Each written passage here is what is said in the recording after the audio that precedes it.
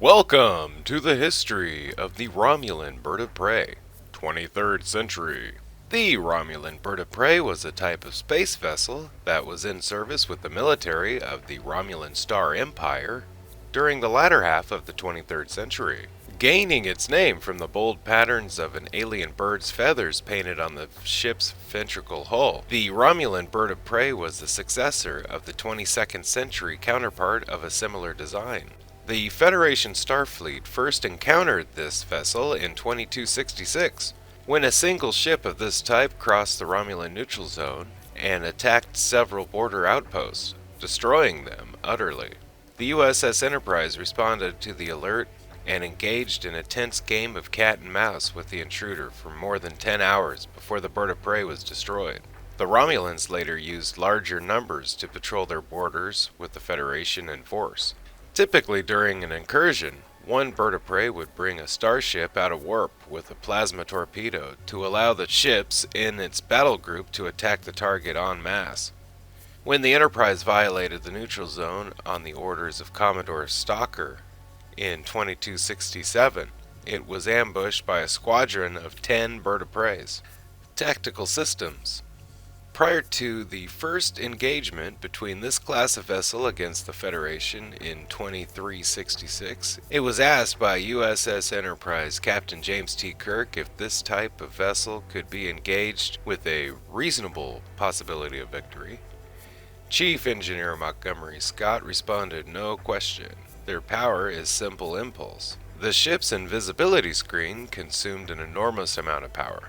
Although incapable of matching the Federation's Constitution-class starship, the ship still featured technological advances that were previously unattainable to the Federation science. The first practical invisibility screen, and the massively powerful plasma torpedo. This class of starship had a single forward torpedo launcher. It also carried a number of nuclear weapons. With these combined abilities, the bird of prey was able to strike its enemy at will, practically undetected and unchallenged.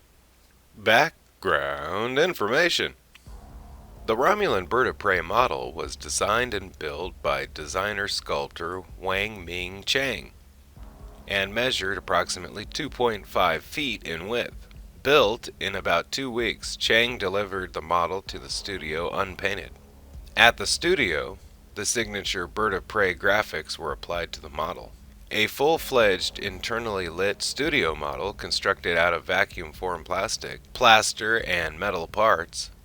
It was then sent to Linwood G. Dunn's visual effects house, Film Effects of Hollywood, where the only footage of this model was shot, used in the original version of Balance of Terror. Stock footage from this shot made a reappearance in the original version of the second season episode, The Deadly Years. It was assumed that the original Romulan bird-of-prey model was lost shortly after use, either damaged, destroyed, or simply disappeared, causing the D7 class model to be used in the third season episode, The Enterprise Incident. It, however, is concurrently also possible that the producers wanted to showcase the new model as much as possible, among others as a courtesy to the model company, Aluminum Model Toys, who, after all, had actually paid for the D7 model under their exclusivity agreement in order to give them the most exposure for their new model kit, number S952. The whereabouts or the fate of the original bird-of-prey model have remained somewhat of a mystery, though there are essentially two theories about its fate in Star Trek lore.